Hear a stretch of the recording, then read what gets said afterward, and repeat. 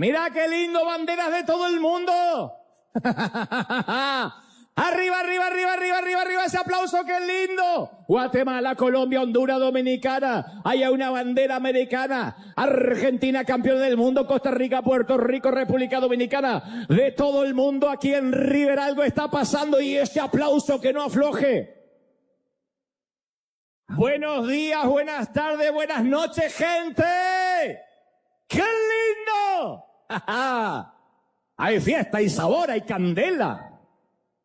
Felices, estamos en vivo, exactamente a la hora estipulada, saliendo para todo el resto de los 5 continentes. Saludamos a Asia, África, Oceanía, América, Europa, que nos están mirando de tantas partes del mundo. El mensaje el domingo pasado entre Facebook y YouTube ya lleva 1.700.000 dispositivos. Eso es impresionante. Gracias, gente. Y los que siembran, que dan, que dicen sigan adelante, estamos con ustedes. Así que ya te voy a transmitir lo que creo Dios me dijo que te diga. A la gente que está en casa te cuento que acabamos de alabar, de adorar, de presentar a las visitas.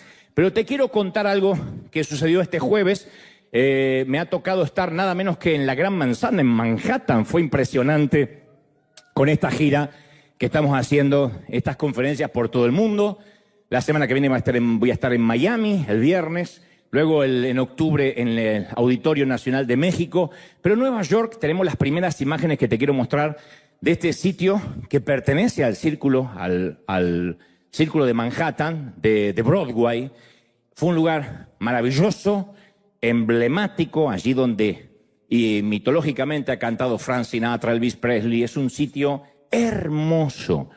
Esto es el Radio City de New York, con un lleno total, con un soldado de miles de personas, dominicanos, puertorriqueños, mexicanos, colombianos que llegaron. Fue maravilloso este jueves, un día de semana, ¿no? Yo tenía temor porque el tránsito en New York es tenaz, literalmente tenaz. Yo estaba en un hotel a 2 cuadras y tenía que ir en auto y Dios sabe que no te exagero un ápice, 25 minutos para hacer 4 cuadras. O sea, la otra era ir caminando, pero imposible, estaba lleno de gente, así que fue maravillosa esta conferencia donde se ríen, lloran, se encuentran con el Señor, mucha gente, artistas invitados, había políticos. Fue maravilloso, es un lugar emblemático. Para mí fue un punto de inflexión. Yo decía estas semanas que recordaba en mi corazón cuando le pedía a los oídos de las generaciones, por lo menos de mi generación. Y sin embargo Dios siempre nos sorprende, no se puede competir con Dios. Me ha prestado los oídos de los niños, de los adultos, de los ancianos, de los papás, de los abuelos, gente que lleva a sus nietos, a sus hijos. Fue realmente maravilloso. Conste que esto no es entrada gratis, que pagan su boleto. Yo lo digo esto sin avergonzarme, todo lo contrario. Es gente que cuando lanzamos la venta, toda la parte de abajo se agotó en cuestión de 1 hora y 15. Y después empezaron a vender los balcones. Entonces la gente que paga, que está allí, no viene como diciendo, bueno, voy, total es gratis, total estoy aburrido. La gente que va ahí sabe cuál es su asiento, dónde se va a sentar, el 4A, el 27B, y viene con una desesperación, con unas ganas de escuchar lo que tenga Dios, que no es un público que hay que romper, como cuando dice, me trajeron, qué sé yo, como es gratis. Entonces, como esto no es gratis, la gente viene con otro espíritu, con otro corazón, porque dice, no, yo invertí, como cuando uno va al cine. Uno si va al cine y la película empieza a 7:20, no dice, voy para las 8.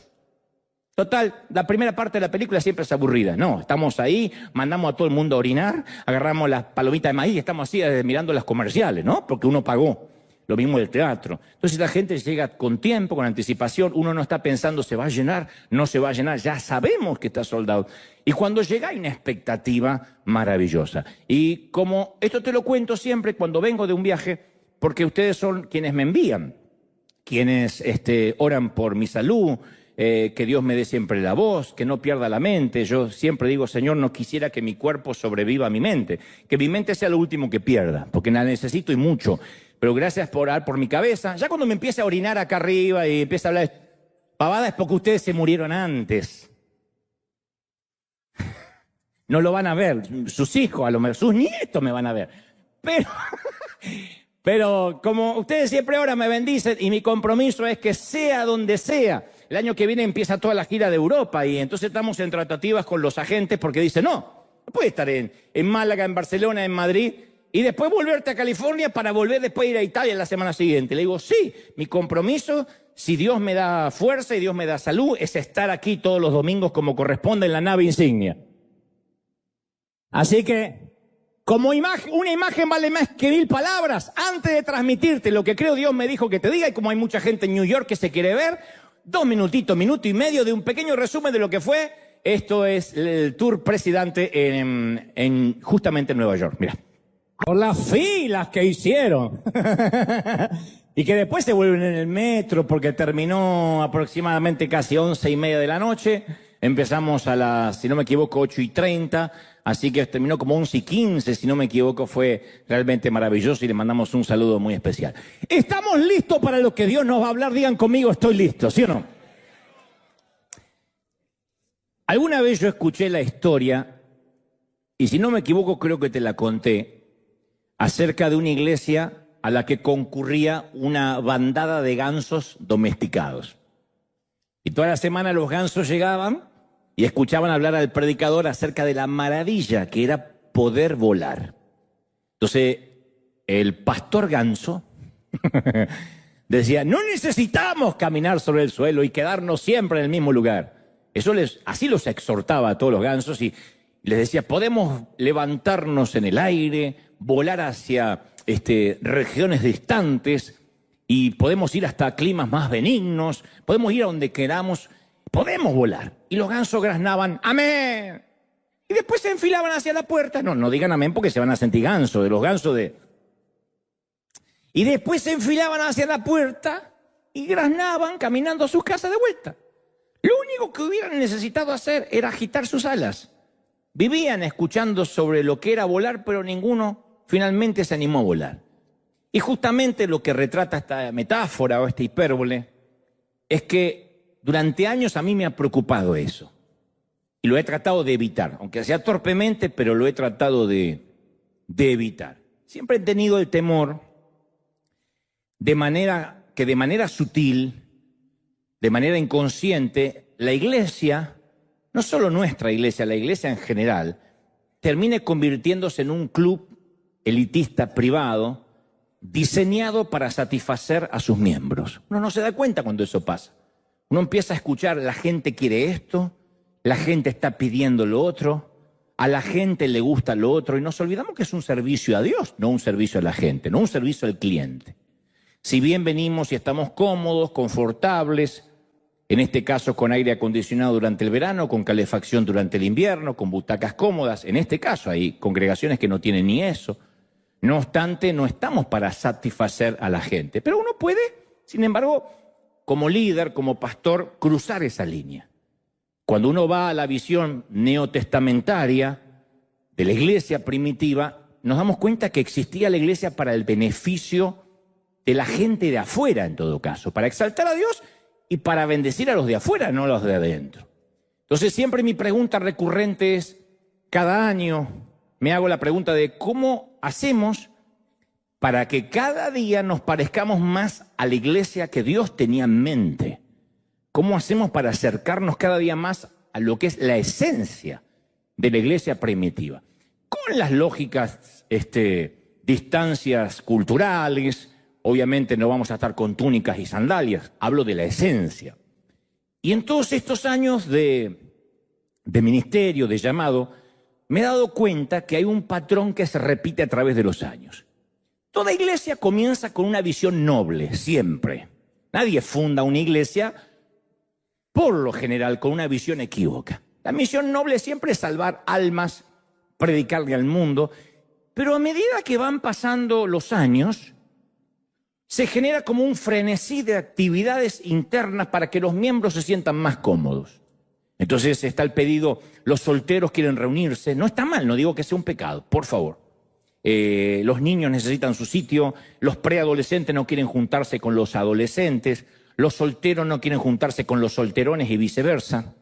Los solteros de 20 no es lo mismo que el soltero de 40 porque buscan distintas cosas. Las suegras se quieren juntar y les damos un sótano, bueno, lo que sea. Y como los gansos de nuestra historia, terminamos a lo mejor predicando de que vamos a volar y vamos a predicarle al mundo, pero todo el mundo sigue caminando y nada cambia. Entonces la explicación de esta tendencia a volverse un club, que yo la he vivido mucho como evangelista, recorriendo muchas congregaciones durante muchos años, es que en algún momento de este peregrinar cristiano nos olvidamos que fuimos llamados a servir al mundo. Parece algo infantil, pero se nos olvida. Parece algo trivial, pueril, pero se nos olvida que fuimos llamados a servir. Y es ahí cuando nos convertimos en una simple institución humana. Cuando nos olvidamos del servicio, terminamos siendo una institución humana más, una fundación más. Y entonces la esencia de lo que Dios quería para la iglesia se empieza a desvanecer.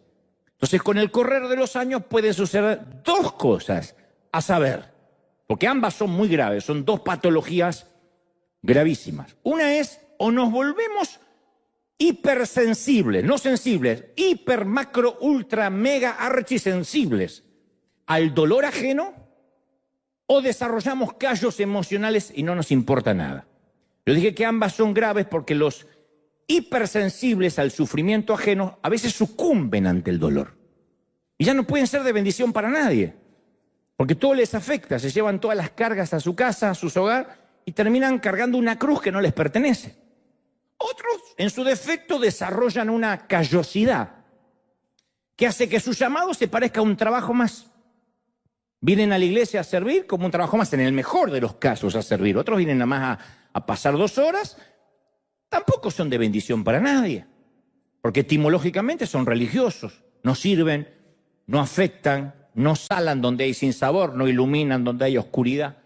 Entonces, ninguno de estos dos grupos, insisto, los hipersensibles y los que desarrollan callos, ninguno permanece mucho tiempo en el ministerio, ni logra sostenerse en el tiempo. Dicho esto, yo voy a darte un ejemplo práctico. Yo tengo una deformidad ya a esta altura ósea y muscular en los dedos de mi mano derecha. Es una mano que por una cuestión casi inconsciente siempre trato de ocultar. Si estoy dando una entrevista o lo que sea, siempre trato de mostrar menos la mano. Acá me olvido, acá estamos en tanta confianza. Bueno, no te contaría si tuviera hemorroides, pero la mano se me olvida. Tuve un accidente a los 16 años en una máquina de la carpintería de mi padre, algo que se llama cepilladora. No tenía que haber manejado maquinarias a los 16 años, pero ese es otro tema. Entonces, primero sufrí el corte de los dedos. Y luego que me operaron, me los injertaron, se desarrolló una ampolla, o sea, una almohadilla líquida temporaria que me producía dolor. Junto con la cicatrización se desarrolló una ampolla. Y con el correr del tiempo, mis dedos produjeron una modificación más permanente compuesta con una gruesa capa de queratina más dura, o sea, etimológicamente un callo, lo que conocemos como un callo. Eso es queratina, callo. Y esos callos en mi mano derecha hicieron que se me quitara el dolor, pero también me quitaron parte de la sensibilidad. Así que me es más difícil dibujar, digo esto porque siempre fui dibujante, me es más difícil dibujar después del accidente que antes. Tuve que hacer muchas prácticas con un baloncito, con una pelotita. Pensé que nunca iba a poder volver a tomar un lápiz, soy diestro, de manera que tuve casi que aprender a dibujar de vuelta. Descubrí que el saber dibujar estaba en mi cerebro, no en la mano. Entonces tuve que enseñarle a la mano a dibujar otra vez. Lo mismo que para la mecanografía.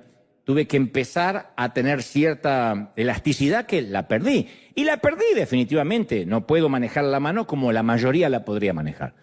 A propósito de esto, hay un cirujano y científico muy famoso, Paul Brand, que es el pionero en el tratamiento, por ejemplo, de la lepra. Fue el pionero. Y él relató en cierta ocasión que mientras cursaba en la escuela de medicina, pasó un verano navegando en una pequeña embarcación. Y durante la primera semana, al tironear las sogas para izar las velas, las puntas de sus dedos quedaron tan llagadas que sangraban y por las noches no podía dormir del dolor. Pero a finales de la segunda semana se le comenzaron a formar gruesos callos en los dedos, como me pasó a mí. Y ya no tuvo más dolor porque los callos lo protegían. Pero 2 meses después, cuando regresó a la escuela de medicina, descubrió que había perdido la habilidad para realizar disecciones. O sea, la callosida había vuelto sus dedos menos sensibles y apenas podía sentir los instrumentos quirúrgicos. Él era médico o estudiante de medicina. Y pensó que había arruinado su carrera como cirujano por un par de semanas en un bote. Sin embargo, él cuenta que los callos gradualmente fueron desapareciendo y de a poco retornó su sensibilidad.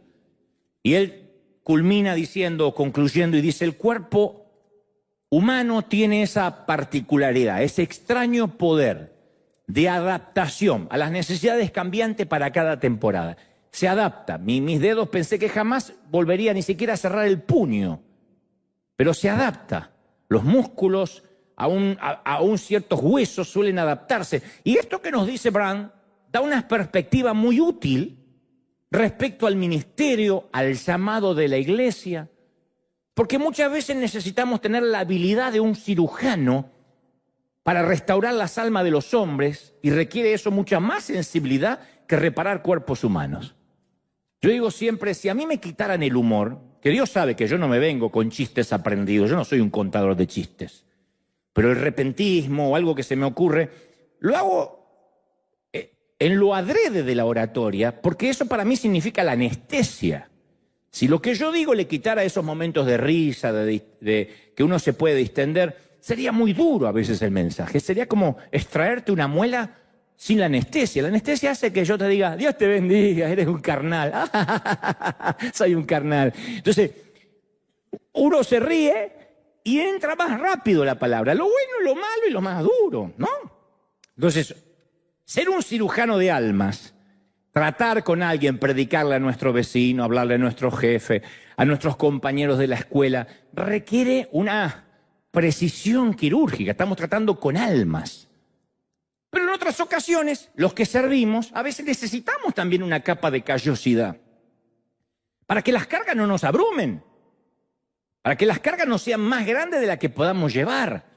Hay un maravilloso libro que alguna vez mencioné que se llama Llora, lágrimas saladas, de un británico llamado Paul Gorman. Él detalla la experiencia de servir en pabellones de niños con enfermedades terminales. Y entre otras cosas, el autor relata y dice: al principio la idea era animarlos un poquito, pero sin proponérmelo me fui transformando en un payaso, dice el autor. Porque primero alguien me dijo: para que los chicos te presten atención, ponte esta nariz roja de goma. Luego comencé a ponerme un maquillaje básico, después conseguí un traje de payaso amarillo, rojo y verde, y finalmente un payaso que se retiraba y que quería que sus pies, mejor dicho, sigan caminando, me regaló unos zapatos blancos de 80 centímetros de largo, con la puntera y los talones verdes. Entonces, pero uno, dice el autor, llega a ver cosas terribles en esos pabellones de chiquitos que están en la estación final de la vida. Encontrar niños muriendo es algo que muchos de nosotros no estamos preparados. Alguien adulto, alguien anciano, es como que de alguna forma el inconsciente nos prepara para eso. Pero nadie nos enseña a este tipo de sufrimiento. Cuando nos encontramos con nenes chiquitos que tienen leucemia, la cabecita calva, dice el autor, ¿qué podemos hacer? Porque el propio niño, los padres y quienes torpemente tratamos de ayudar, a veces estamos conscientes que el niño se está muriendo. Porque hay algunos que están en terapia y con la esperanza de que la metástasis se detenga, y otros ya están esperando la muerte. De modo que, dice el autor, aún disfrazado de payaso, yo servía con el corazón partido. Y el autor agrega algo que a mí me impactó, dice: yo tuve la idea de recorrer las camas con baldes de palomitas de maíz. Entonces, cuando un niño llora, lo que yo hago es tocar sus lágrimas con una palomita de maíz y la pongo en mi boca o en la de él. Y entonces nos sentamos juntos y jugamos a comernos las lágrimas. Entonces, entre lágrimas, el niño se empieza a reír. Y todos los niños me empiezan a conocer como el payaso come lágrimas. Cuando yo leía la historia me impactó, porque cuando Gorman relata esto, yo pensaba que quienes tenemos el llamado a servir, y todos lo tenemos, acá no hay nadie que diga yo no sirvo, todos. A veces también tenemos que comernos lágrimas ajenas. Tengo una sobrina, mi sobrina mayor, se llama Andrea, es una enfermera, y durante la pandemia ella relataba que no daba abasto para atender a tantos pacientes que se sentían solos, asustados. El COVID estaba en su pico más alto y ella hacía lo que podía durante el día, pero cuando caía la tarde, ella y otros enfermeros, incluso médicos, se ponían a llorar de impotencia. A veces se tiraban en los pasillos, en los corredores del hospital a llorar.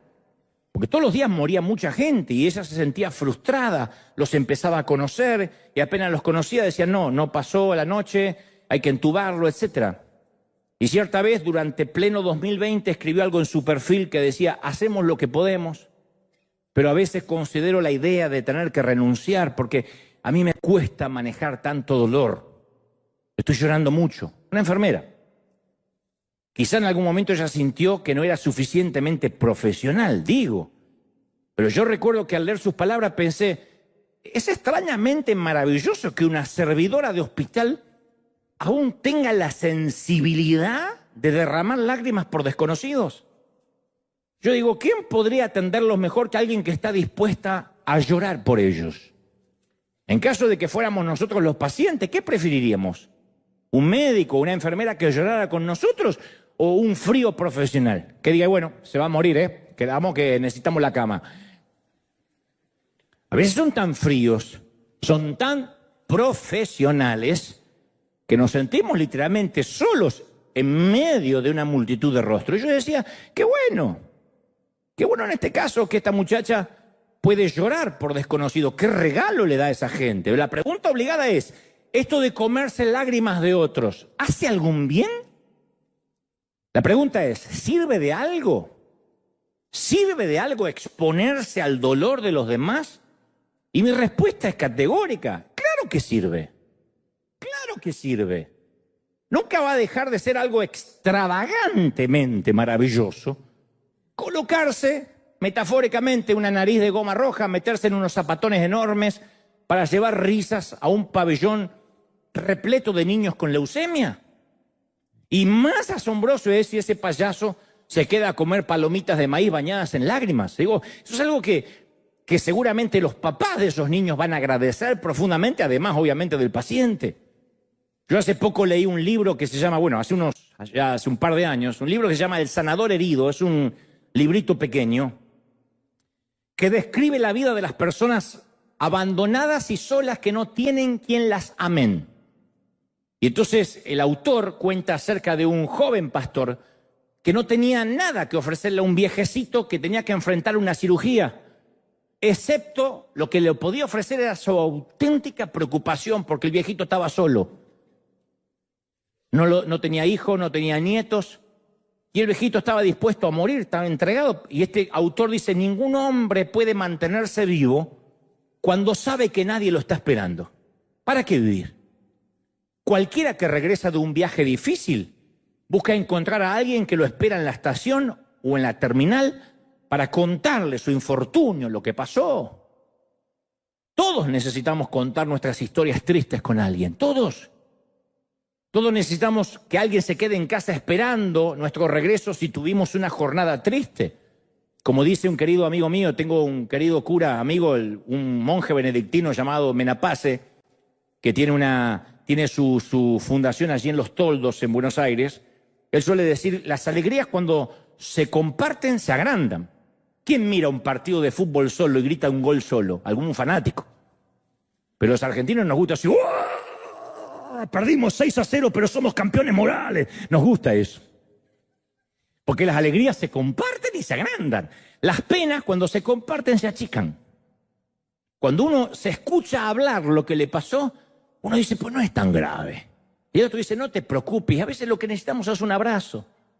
Por eso yo vuelvo al inicio del mensaje. A veces los que somos llamados a servir, lo más importante que podemos hacer, y esto para que nadie diga, yo no soy pastor, yo no soy evangelista, yo no soy apóstol. Lo más importante que podemos hacer es compartir el sufrimiento, las lágrimas y el dolor con alguien, compartir, no aconsejarlos necesariamente, que es la costumbre que tenemos los evangélicos. Enseguida dar un consejo que nadie nos está pidiendo.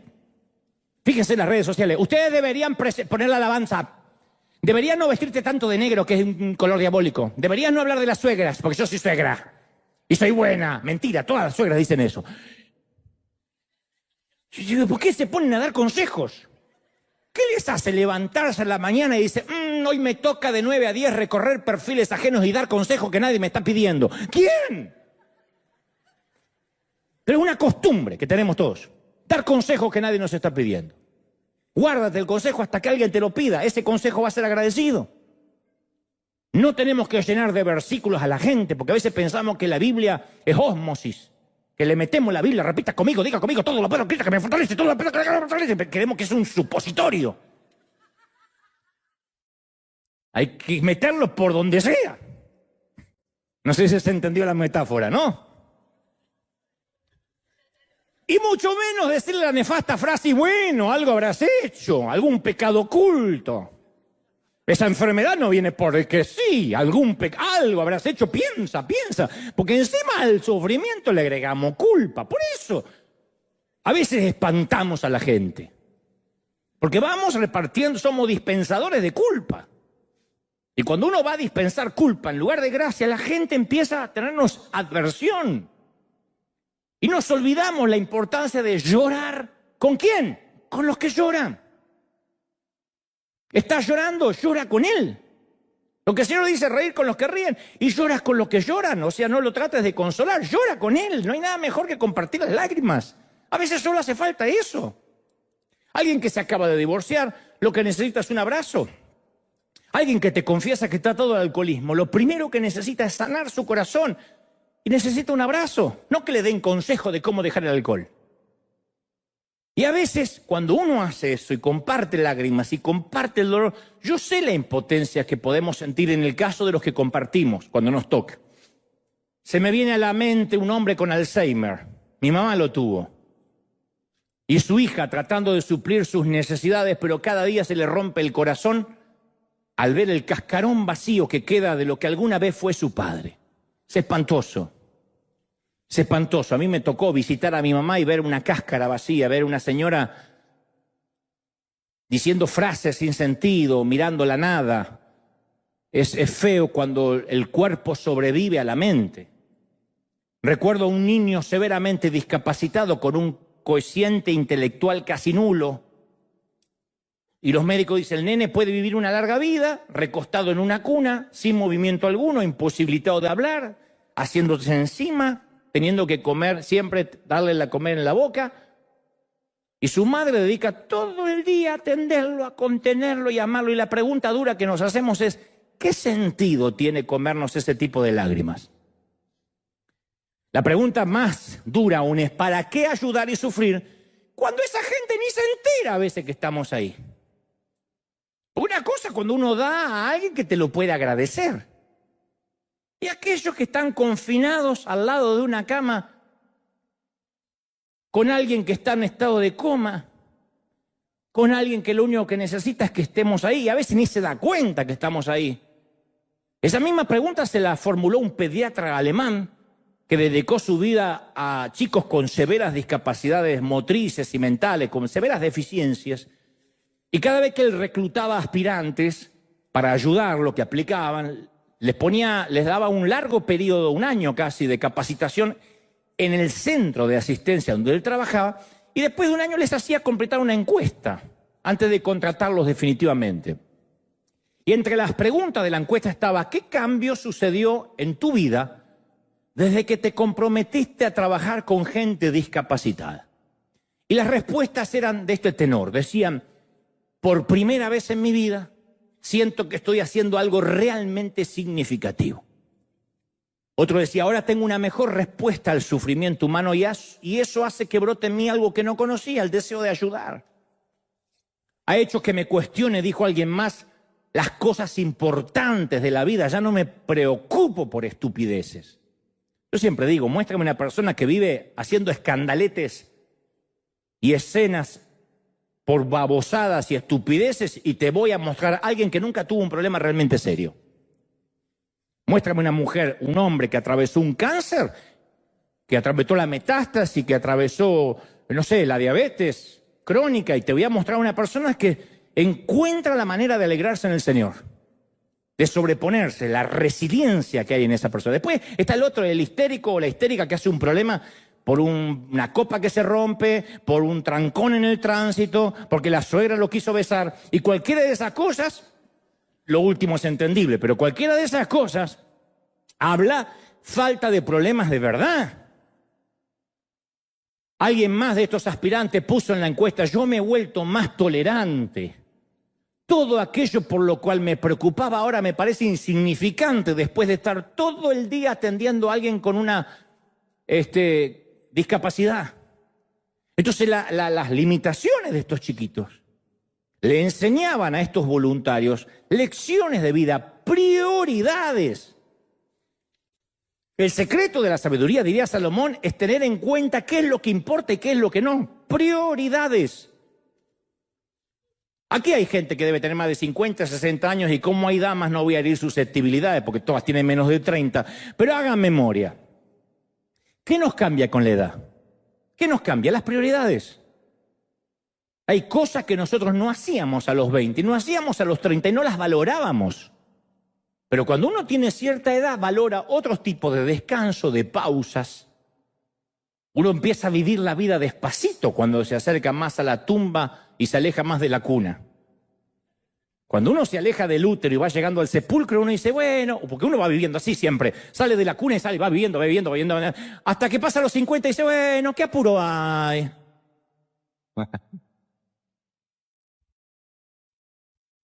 Y vamos viviendo despacito, tomando la vida a sorbos, ¿no?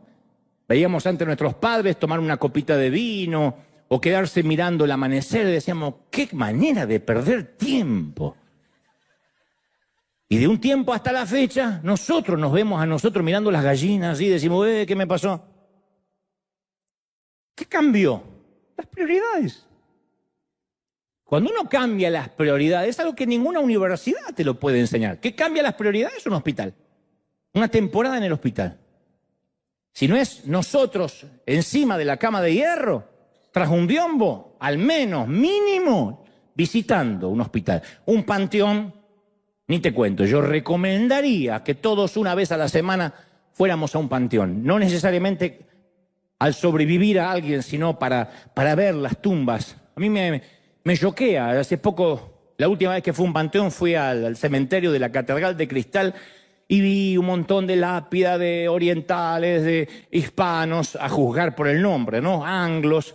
Y entre todas las lápidas, como una lápida discreta más, estaba la de Robert Schuller, quien construyó ese imperio de la Crystal Cathedral. Estaba ahí. La misma tumba que el chino que chocaba su auto todos los días.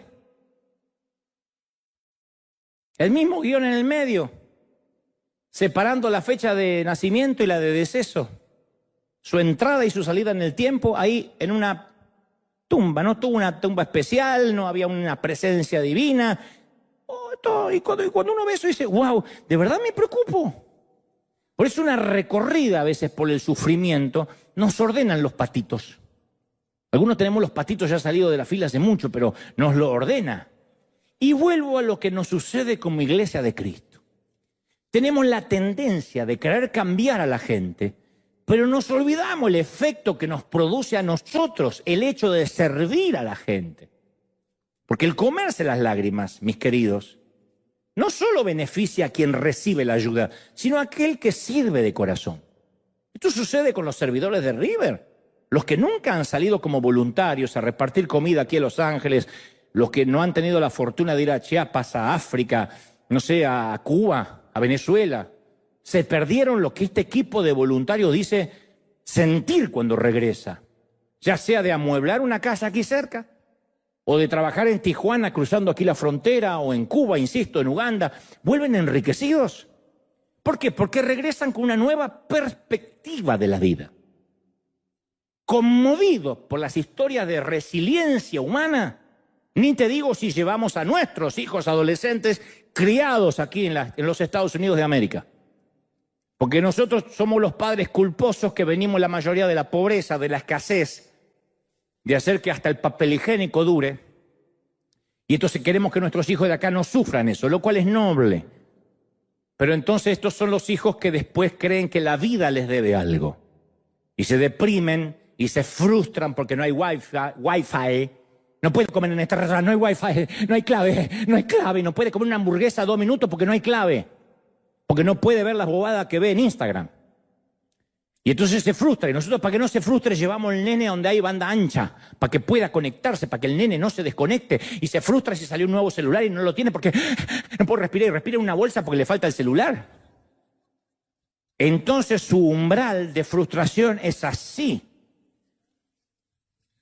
Nosotros, acuérdense, ¿quién de nosotros nos aburríamos? Los de mi generación. ¿Quién podía decir siquiera estoy aburrido? ¿Qué decía nuestro padre? ¡Ah! ¿Está aburrido, señor? Venga que yo le saco el aburrimiento. Póngase a cortar el pasto, limpia la habitación. Nunca decía, estoy aburrido. ¿Qué íbamos a estar aburridos si estábamos viviendo la vida? No, me voy a la calle a vivir la vida, me trepo un árbol. Nunca voy a decir que estoy aburrido. ¿Y cuál es la frase de nuestros hijos? Estoy aburrido. Tienen una pantalla plana así con Netflix, Hulu, HBO, Amazon Prime, Disney Plus. Y no te dicen, no hay nada para ver. Nosotros somos del tiempo en que la tele terminaba y empezaba, ¿se acuerda? Prendía y había un indio, era la señal de ajuste. Y el indio se iba al mediodía y empezaba el noticiero. Y esperábamos los dibujos animados de Tony y Jerry a las 5 de la tarde. Y después la tele se terminaba. Y era una tele que era patrimonio del viejo. Después de las 8 de la noche vos no veías más. ¿Y quién se murió? ¿Quién está traumado? Oh, no contesten porque... Bueno, a esos hijos, a nuestros hijos le hace falta el experimento, la experiencia, no el experimento, saludable de compartir lágrimas. Y cuando una iglesia deja de hacer eso, se estanca, deja de crecer. Ahí empiezan las actividades internas. Hagamos algo divertido para que vengan los solteros. Necesitamos los viernes reuniones de jóvenes con karaoke, café y música para que vengan. Porque como no estamos enfocados en el sufrimiento ajeno, hay que entretener a los de adentro. Y ahí es cuando se cruza la línea. Y por supuesto, cuando toda la fuerza que debería, la energía, debería usarse para afuera, se usa internamente, en vez de explotar, implosionamos. Y ahí empieza el chisme. Ahí empieza el chismerío, y que esta me dijo, y fíjate lo que se puso, y fíjate cómo se viste. Pues claro, es como dijo una vez Luis Palau, la iglesia es como el estiércol. Desparramado, hace crecer fruto en toda la tierra. Junto, es un olor espantoso. Y Jesús proveyó un modelo para la misión de la iglesia. Entonces, mientras los discípulos debatían quién era el más grande, Jesús toma un cubo de agua y comienza a lavar pies. Juan 13:35 dice, les he puesto como ejemplo para que hagan lo mismo que yo he hecho con ustedes. Esto lo estoy haciendo como ejemplo. Yo sé de dónde vengo y sé de dónde voy, no se me caen los anillos por hacer esto. Ese es el único sello que identifica una iglesia de verdad. La capacidad de amar y de servir al prójimo. Porque una iglesia hoy en día puede funcionar rápido, con un hábil hombre de negocios al frente. Con algo de marketing, buena música, 2, 3 frases de coach que se aprendió por ahí. Dígale que está a su lado, repita conmigo, dile que está a su lado, cuánto tan feliz, gloria al Señor, bendito sea el Cordero, dígale que está a su lado, ahora volteate a 2 y dile que está feliz, dile que está feliz, dile que está feliz, que está feliz, y la iglesia funciona. Y encima ponen plata. Pero la pregunta de fondo es, ¿con qué finalidad funciona?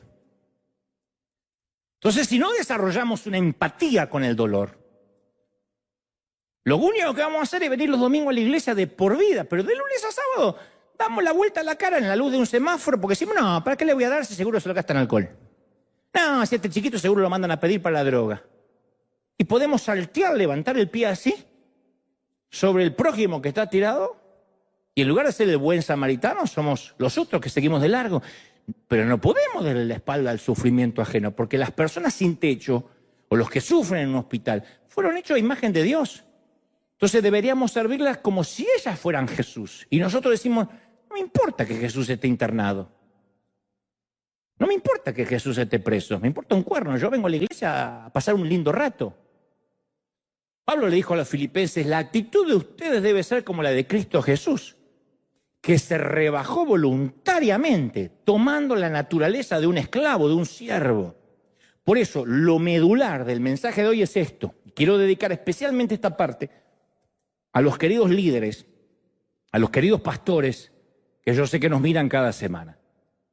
Hay ocasiones que uno está muy sensible al dolor ajeno y puede ocurrir algo que no teníamos previsto. Por ejemplo, de pronto nos encontramos gente, y esto le pasa a muchos líderes, a la que alimentamos espiritualmente durante muchos años, y de pronto comienza a levantar rumores, falsos rumores, difamaciones.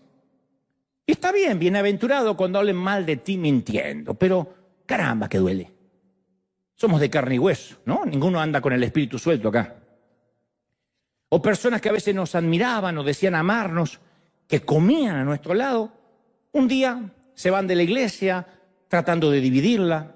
Un querido pastor que estuvo aquí la semana pasada, el querido Ítalo Frigoli, que tuvo durante años su iglesia en Canarias, ahora tiene una gran iglesia en Chile.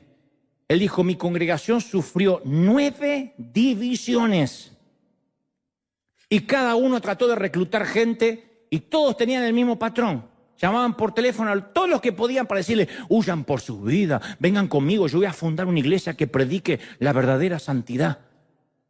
Pero este pastor me decía, no, en realidad la base de una división nunca es la búsqueda de una santidad, sino los celos, el ego, la envidia. Hay gente que no lo ve. Si la base fuera la búsqueda de la santidad, jamás nadie lastimaría a la iglesia de Cristo y nunca hablaría mal de hombres de Dios, así ese hombre de Dios esté haciendo un despadre. Para no tocar la madre de nadie, un despadre. Si la motivación viniese de Dios, no trataría nadie de competir o fundar una iglesia llevándose fruto ajeno, sino que iría a donde nadie va a predicar. Mira, en tal lado nadie está predicando, ahí voy. Pero entonces cuando vemos estos actos de ingratitud y traición, lo hablábamos con este pastor, la sensibilidad, que alguna vez fue nuestra mayor fortaleza, se convierte ahora en nuestra enemiga porque nos duele. Y los que servimos de pronto entramos en una zona peligrosa. Préstame atención porque nunca antes había hablado de esto. Ahí es cuando muchos de los que servimos, por comernos demasiadas lágrimas, podemos llegar a envenenarnos con sal. Hay a veces que servimos y la gente es ingrata. ¿Por qué sé que es ingrata? Porque tú eres ingrato y yo soy ingrato. Porque no dice, ay, la gente es ingrata, como que uno bajó de Neptuno. Somos ingratos. Y esa ingratitud nos lastima. Esa es la odisea de los siervos heridos. Entonces, ¿cómo podemos evitar que quienes servimos no quedemos mortalmente heridos? Hay gente que llega acá al café a maltratar a las chicas. Otros van al bookstore a maltratar a las chicas y los chicos que están ahí. Y son creyentes. Yo los entiendo, este es un hospital del alma, entonces hay gente que toda la semana tienen un jefe que les grita, un marido que las maltrata, y vienen acá y dicen, ¡oh, hay ovejas para maltratar! Y se desquitan.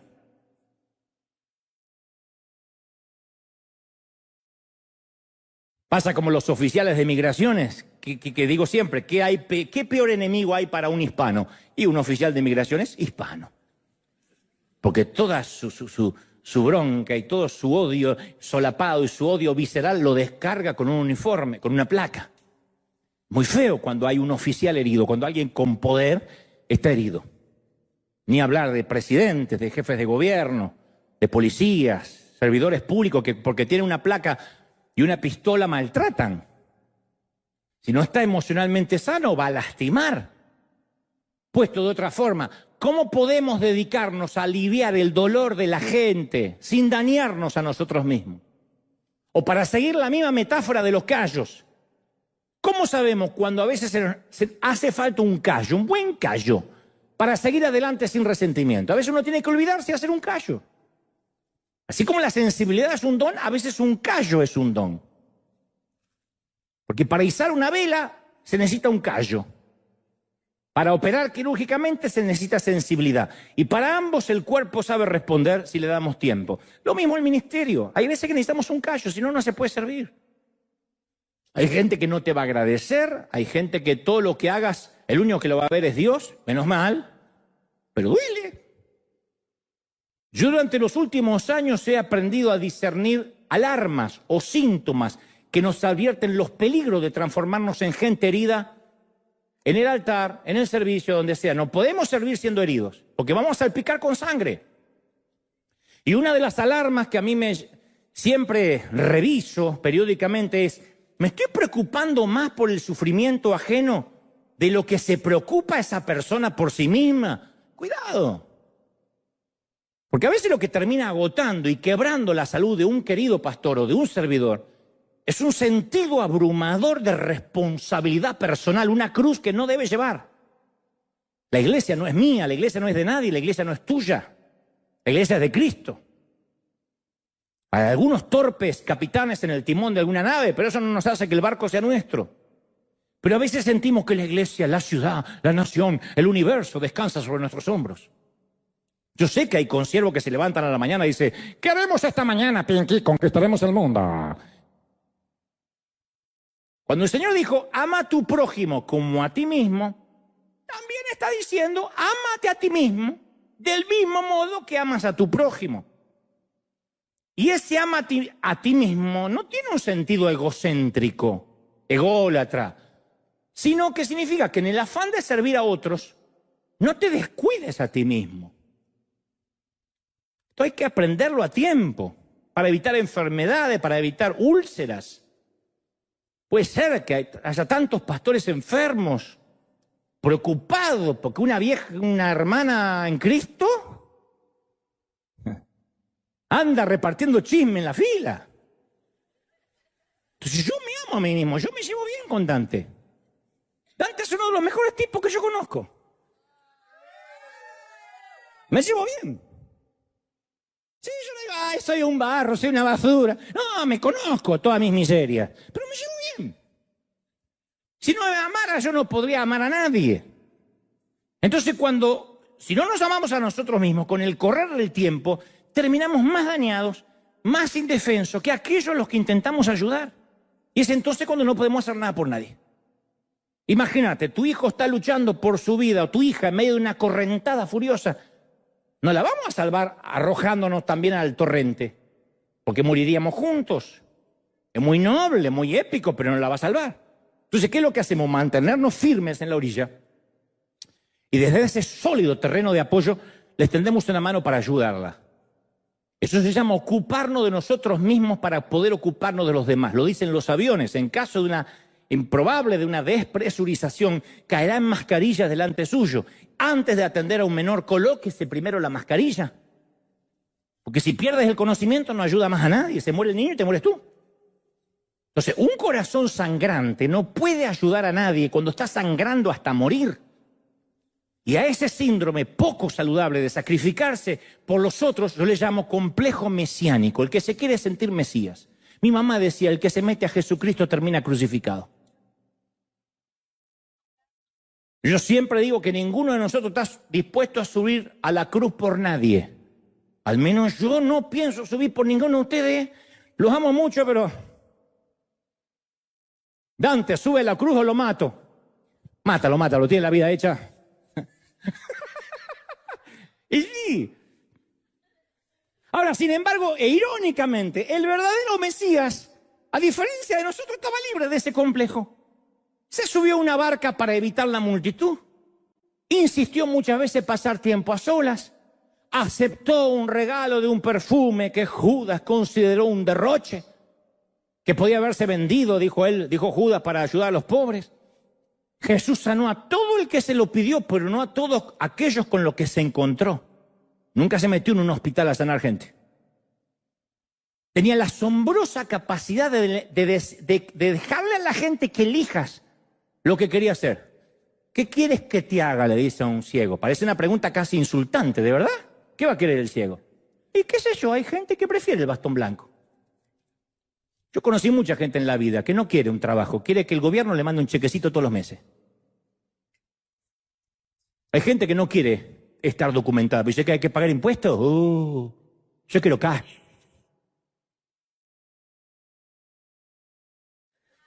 A ese Jesús le preguntaría, ¿qué quieres que te haga? ¿Los papeles, hijo, o prefieres seguir así? Entonces Jesús preguntaba, puso en evidencia a Judas, no trató de evitar sus malas acciones. Denunció a los fariseos, no les impuso su punto de vista. O sea, para sintetizar, en síntesis, Jesús demostró un gran respeto por la libertad humana. No estaba obsesionado por convertir al mundo entero, no intentó curar a todo el mundo, no intentó curar a nadie que no estaba dispuesto a ser curado. Cuando no halló fe en Jerusalén, no hizo una campaña de milagros a la fuerza para convencer a los incrédulos. Para que haga caminar a la viejita que no podía, haga lo que no podía hacer, agáchese, ahora cree Pilato, no hizo eso. Y los que servimos tenemos que aprender eso. No hay peor ciego que el que no quiere ver. Entonces la sensibilidad a veces frente al dolor sí que es un don, puede ser un don, pero si nos controla nos destruye. Nos vamos a poner carga que no tenemos que ponernos, vamos a estar pagando hipotecas eternas que no tenemos por qué pagar.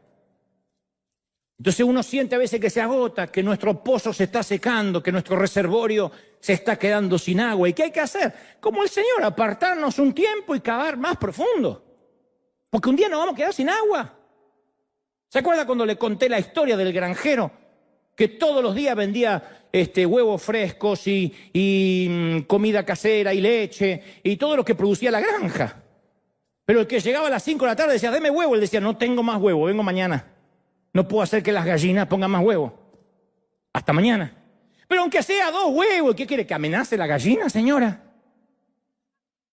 Yo aprendí esa frase, hoy no tengo más huevo, hasta mañana. Lo tomen como lo tomen. Hay días que digo, no puedo amenazar a la gallina. La segunda alarma que nos alerta de convertirnos en siervos heridos es ¿para quién estoy trabajando? Y si instintivamente decimos, bueno, yo trabajo para la iglesia, para River, yo trabajo para Dante, para el pastor fulanito, para la comisión misionera, estamos en zona de peligro. Acá ningún voluntario, creo, trabaja para Dante, porque si no estaríamos fregados. Porque el ministerio es un llamado y los únicos ministros eficaces sí están bajo autoridad, pero se reportan ante el Señor. Están bajo autoridad, claro, pero los motiva a servir a Dios. Cada vez que yo leo acerca de Calcuta, la India, es un lugar que convive con la pobreza y la muerte. Nosotros estamos enviando mucha ayuda a la India. Pero en Calcuta están las monjas de la orden de la Madre Teresa, que siguen sirviendo a la gente más pobre del planeta, cuerpos medio muertos que recogen de las calles de Calcuta. Y el mundo queda admirado por la dedicación de estas hermanas. Pero hay algo en estas monjas que impresiona mucho. Todos los que han ido dicen, impresiona mucho esto, la serenidad, la calma. Si yo encarara semejante proyecto, estaría enviando gacetillas de prensa, pidiendo oración, pidiendo donante, recurso, tranquilizante, Valium. Para mí, no para el enfermo, para mí. Y la serenidad de estas monjas comienza desde muy temprano, antes de que salga el sol, se levantan a las 4 de la mañana, indefectiblemente, vestidas con su hábito de impecable blanco, caminan hacia la capilla, oran y cantan juntas. Mucho antes de encontrarse con el primer paciente, se sumergen en la adoración y en el amor de Dios. Y en ellas sí hay preocupación y compasión, pero no una obsesión que no las deja dormir. Porque ellos no están trabajando ellas para completar un informe de casos resueltos. Trabajan para Dios, no trabajan para el Facebook, no trabajan para las redes. Comienzan su día con Dios, terminan su día con Dios, y lo que sucede en el medio es una ofrenda al Señor.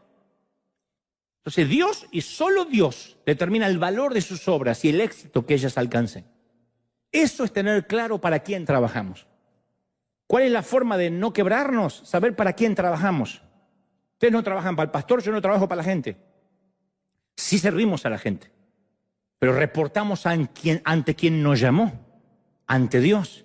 Y si hay un servidor en River que se está cansando, que cada domingo dice, otra vez me toca ponerme el traje de ujier o el traje de seguridad, o tengo que ir a atender a los niños, es hora de cavar más profundo, detenerse, nadie te va a juzgar. Necesito un tiempo y buscar en mi reservorio más agua. Porque si sigues herido vas a lastimar y vas a maltratar.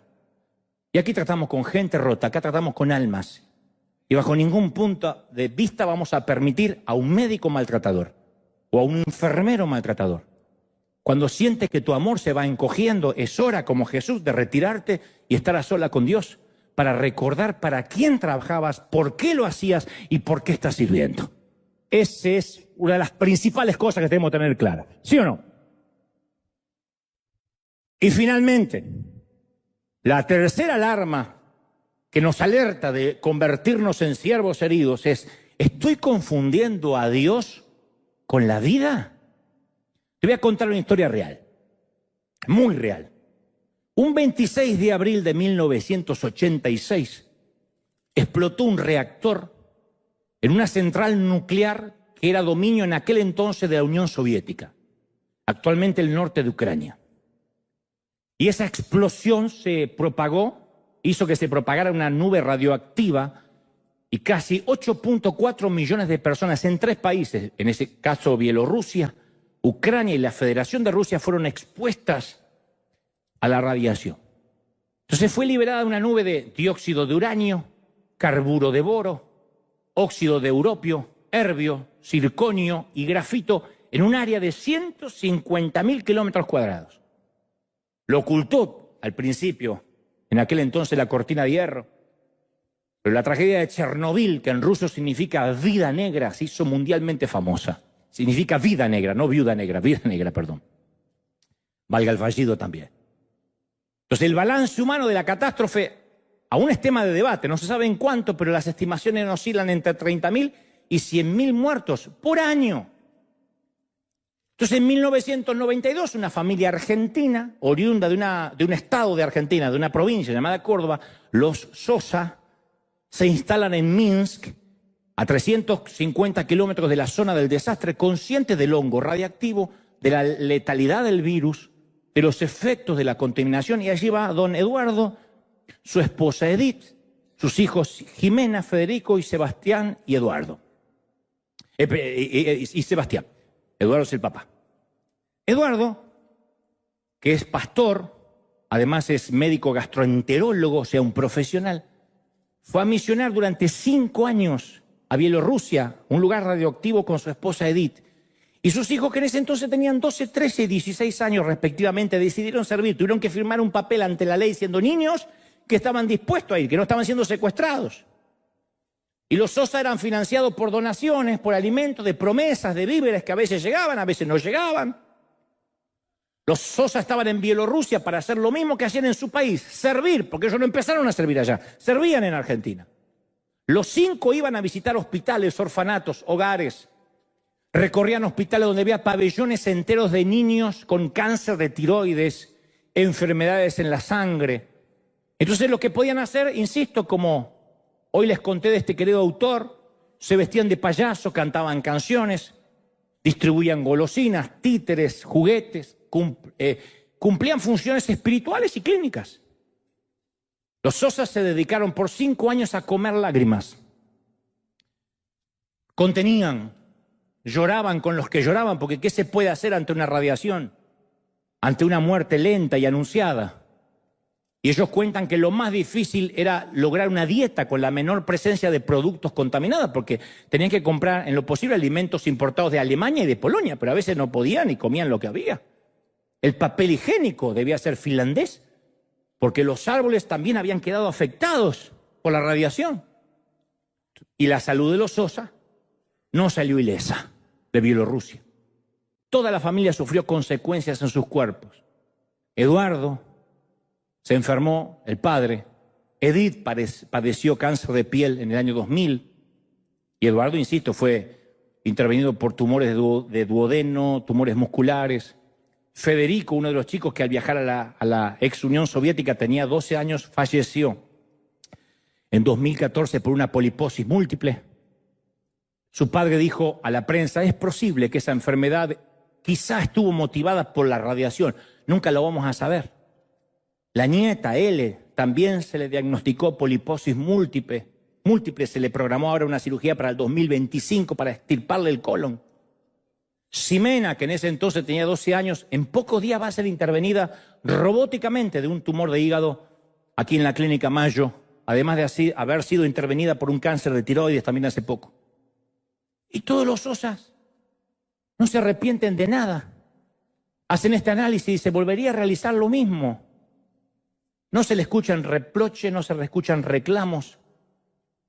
Dice el pastor Eduardo Sosa, quizás fue una decisión inconsciente, pero teníamos que estar ahí en ese momento. Son el testimonio vivo de no confundir a Dios con la vida. ¿Cuántos de nosotros, si se nos muere un hijo en batalla, en misión, abandonaríamos todo? Ellos siguen sirviendo a Dios y nos llegan los correos, los grupos de WhatsApp donde dice confiamos en Dios, servimos al Señor y seguimos serviendo. Un ejemplo vivo de lo que significa servir a Dios. Está aquí el pastor Eduardo Sosa. Bienvenido, mi querido. Ponete de pie, por favor.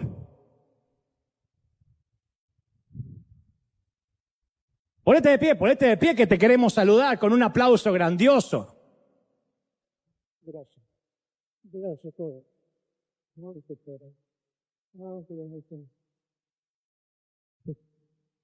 Yo solamente quiero decir que Dios hace todo. Nosotros solamente obedecemos al Señor. Hemos ido donde Él abre puertas, en los momentos que Él quiere, y también sabemos, como decía hoy, nadie se muere sin el permiso de Dios, ¿no? Federico se murió porque Dios quería. Como padre, entiendo que nuestra obligación es llevar a los chicos al cielo. Y Federico está en el cielo, ¿no? Me hubiera gustado que fuera casado, con hijos, pero está en el cielo, ¿no? ¿Qué quiere? ¡Aleluya! Ese aplauso tiene que ser para estos campeones, esta cuna de campeones. ¿Ves? ¿Y sabés qué tendemos a pensar? La vida tendría que ser justa porque Dios es justo. Pero si desarrollamos una relación con Dios como Lalo, Eduardo, basada en Dios y separada de las circunstancias de la vida, entonces tomamos a Dios por encima de una realidad que a veces golpea duro. Uno aprende a confiar en Dios a pesar de las injusticias de la vida. Abraham, José, David, Elías, Jeremías, Daniel pasaron por pruebas parecidas al pastor Eduardo. Pero cada uno de ellos encontró la forma de someterse a la confianza de Dios a pesar de las crisis. Entonces, pasaron la etapa esa de la fe de contrato. Bueno, yo voy a servir a Dios mientras las cosas me salgan bien. No, uno tiene que servir a Dios. Salgan como te salgan las cosas. Porque a veces quienes servimos a Dios somos tan torpes que cometemos el error de creemos que firmamos un contrato unilateral con Dios. Nosotros lo firmamos, Dios no. Pero creemos que es válido. Que porque estoy sirviendo merezco un trato especial. Yo he visto a creyentes enojarse con Dios porque estacionaron su auto para visitar a un enfermo en el hospital y a la vuelta encontraron una multa en el parabrisas. ¿Cómo puede ser que Dios permita una multa cuando sabe que lo estoy sirviendo? ¿Y por qué no? Y yo he conocido a otros misioneros que se han enfermado, ellos incluso han muerto por servir a Dios. ¿Qué teología nos explica ese tipo de situaciones? No confundir a Dios con la vida. En el mundo, en la vida, tendréis ¿qué? Aflicción. Pégalo en la nevera. Es una promesa.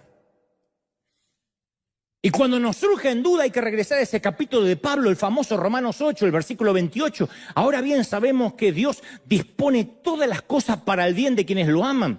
Pero mis ojos siempre saltan al versículo, a los versículos más adelante en el capítulo. ¿Quién nos apartará del amor de Cristo? La tribulación, la angustia, la persecución, el hambre, la indigencia, el peligro, la violencia, el COVID. El apóstol había aprendido a mirar más allá de las dificultades de la vida, sabiendo que Dios iba a prevalecer.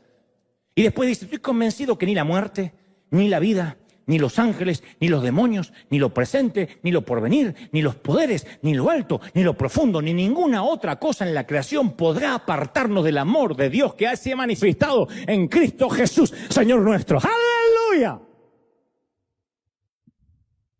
Eso nos ayuda a superar el desaliento, La vida se va a poner peor. Claro que sí, es una promesa de Dios. Dijo, levantaos, erguíos la cabeza cuando estas cosas ocurran y sabed que el fin se acerca, pero aún todavía no, se acerca.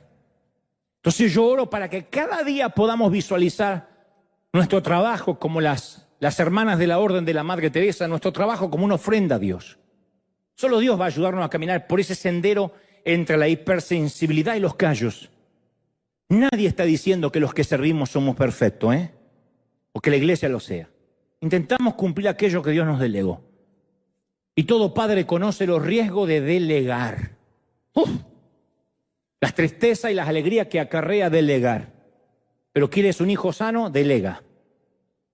Un niño que está dando sus primeros pasos tiene que caerse varias veces. Hasta ahora nadie descubrió otra manera para empezar a caminar.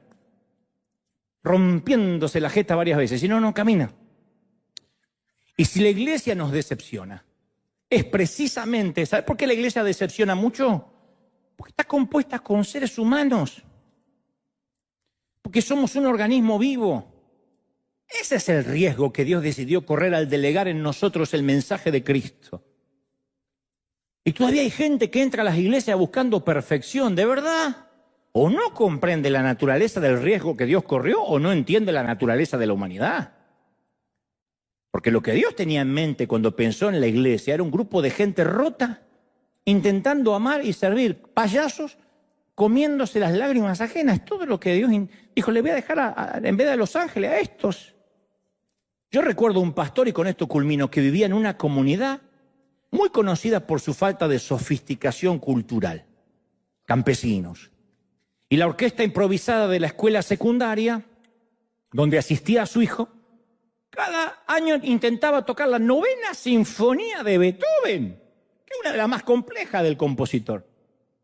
Y el pastor solía decir, mira, cada vez que estos chicos tocan, creo que hacen retorcer el cadáver de Beethoven en la tumba, aunque el tipo murió sordo. Así que un día, harto de escuchar los torpes intentos de los alumnos del high school por ejecutar la sinfonía, encara al profesor y dice, ¿pero para qué coloca sobre los hombros de estos muchachos la terrible carga de interpretar algo que el inmortal Beethoven tenía en la mente? Ni siquiera, mirá que te digo, ni siquiera la Orquesta Sinfónica de Londres logra esta perfección. Y la respuesta del profesor lo dejó atónito, le dijo, yo no lo hago por los alumnos. Estos pibes, estos muchachos, estos chamacos, ni en sueño van a tocar a la perfección la 5ª sinfonía de Beethoven. Pero lo que toca esta orquesta de la secundaria le va a dar a algunas de las personas de campo que vienen a este auditorio el único encuentro que van a tener en la vida con la extraordinaria 9ª sinfonía de Beethoven que jamás tendrán en su vida. Estos granjeros, estos que ni terminaron la escuela primaria, gente sin cultura, muchos que ni estudiaron, vienen a escuchar a sus hijos, que está muy lejano de la perfección, pero va a ser lo único que van a escuchar de Beethoven en toda la vida. La gente no va a ir a una ópera en su vida, nunca va a entrar a un teatro ni va a viajar a Broadway. Capaz que nunca tengan acceso a la cultura musical. Y entonces yo le doy la oportunidad de acercarse lo más posible a lo que Beethoven tenía en la mente. Y nosotros como iglesia nunca vamos a lograr lo que el autor tenía en la mente, pero somos los únicos que hacemos sonar la música del cielo en la tierra como sea. Ya por sí solo como solistas somos un desastre. Ninguno de los predicadores que tú criticas, que yo critico, fueron elegidos por la capacidad, por la santidad, por el talento. Somos instrumentos a veces desafinados que Dios usa. Y cada uno a nuestra manera hacemos el intento de acercar la melodía que Dios tenía en mente a la gente. La iglesia, sus predicadores, sus servidores, somos los torpes músicos intentando interpretar lo que Cristo escribió con sangre en la partitura. Pero estas iglesias imperfectas, incluyendo a pastores más imperfectos, es el noble intento del gran profesor de hacer la melodía perfecta. Es su tesoro en vasos de barro. Eso somos. ¿Pudo haber delegado su partitura en ángeles? Y claro. Pero eso nos recuerda que la iglesia perfecta no existe. Porque tanto el pastor como su gente está compuesta por gente como tú. Y como te digo siempre, no exijas perfección en ninguna parte si tú tampoco la puedes ofrecer. ¿O hay alguno aquí que en vez de Uber bajó de un carro del cielo? Si no puedes ofrecer perfección, no andes por la vida exigiéndola. Entonces nunca nos avergoncemos de ser extravagantemente maravillosos. Aunque en la vida nos tengamos a veces que poner una nariz de goma roja y unos zapatones enormes. Porque mientras que muchos gansos que nunca han volado en la vida, solo escuchan de cómo volar, critican desde la comodidad de sus celulares, nosotros en River lloramos con los que lloran y nos dedicamos a comer palomitas de maíz bañadas en lágrimas.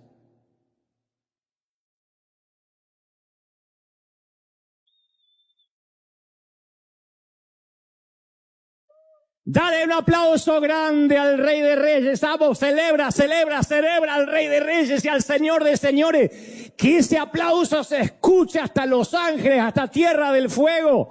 Dios ha hablado esta mañana. ¡Wow! ¡Aleluya! Alguien tiene que celebrar más que eso. Esa es nuestra congregación rota, pero vamos a servir, a llorar con los que lloran, a reír con los que ríen. ¡Bendito sea Dios! Levanta tus manos al cielo. Padre, esta mañana, levanta las manos al cielo. Esta mañana, Señor, he hablado lo que creo me has dicho que diga. Este es tu pueblo, este es tu ejército.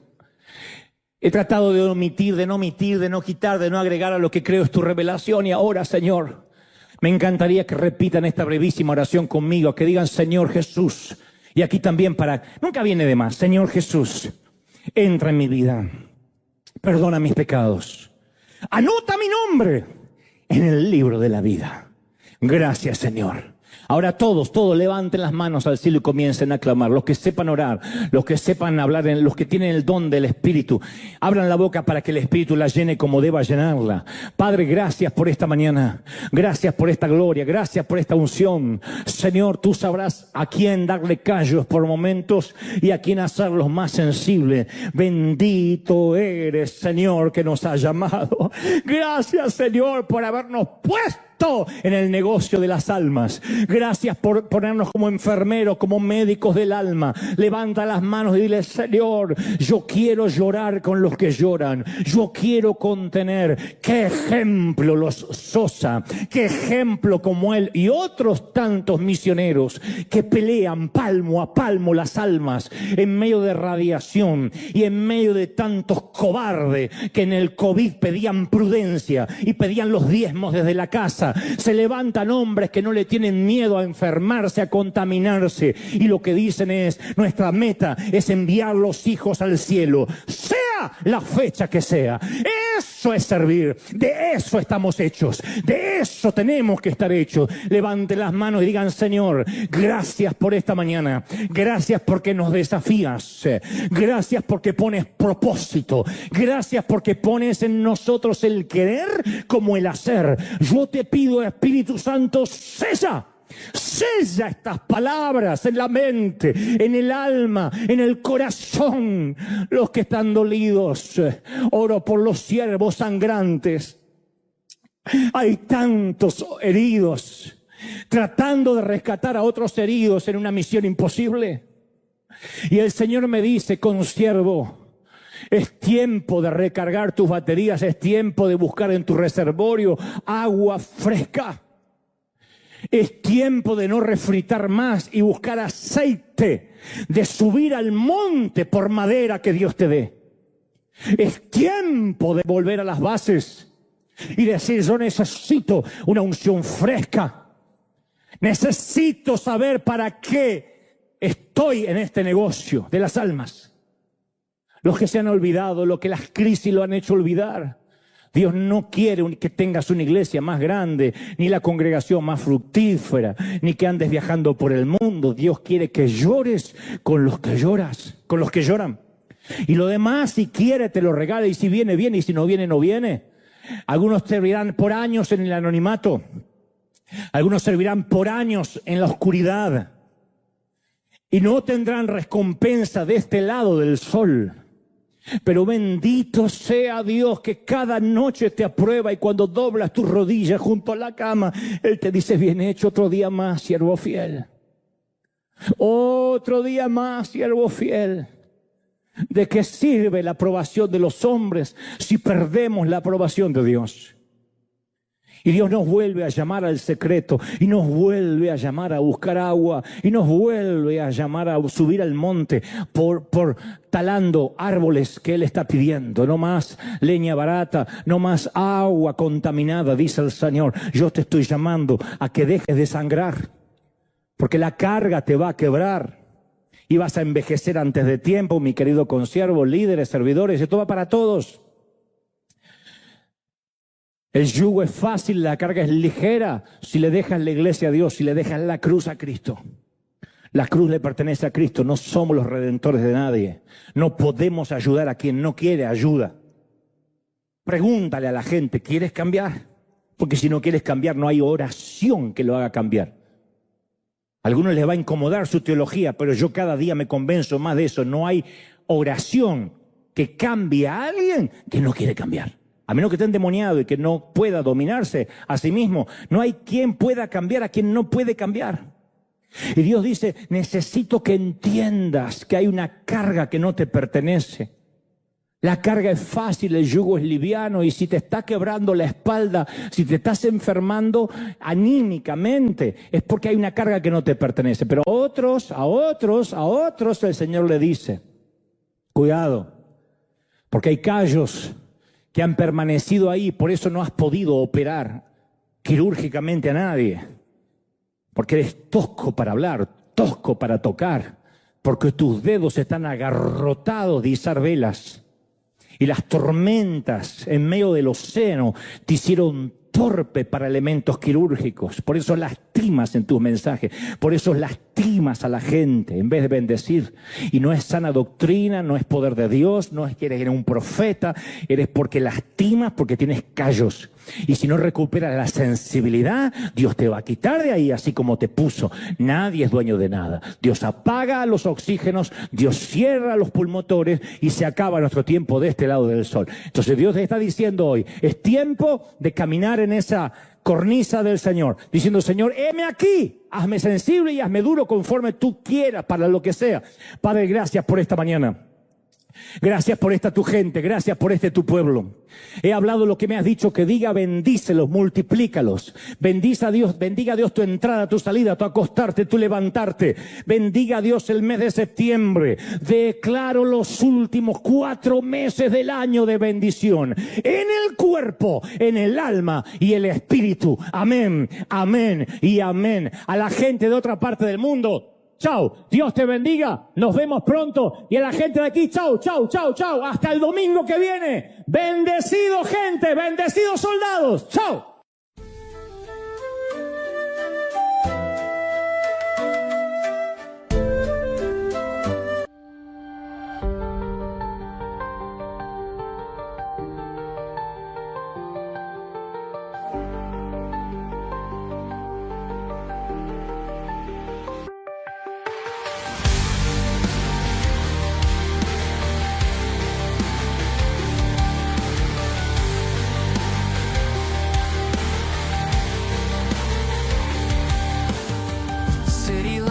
Dancing in the night, neon signs shining so bright.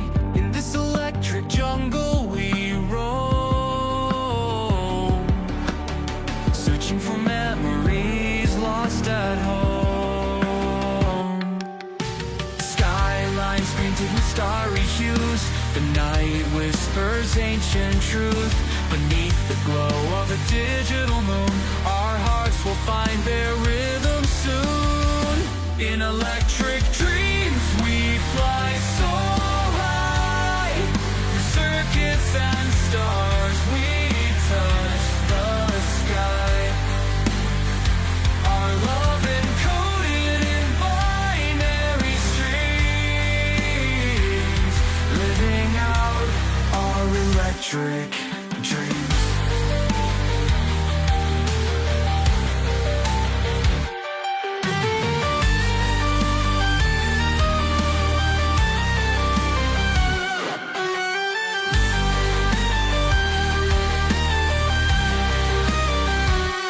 Wires and cables in intertwined tight, guided by the circuit's shimmering light. We chase the shadows of days long past, in this world where illusions last. Synthetic hearts beat in our chest, together we strive in this endless quest. On the edge of what's yet unknown, hand in hand we're never alone. In electric dreams we fly so high, over circuits and stars we touch the sky. Our love encoded in binary streams, living out in electric dreams.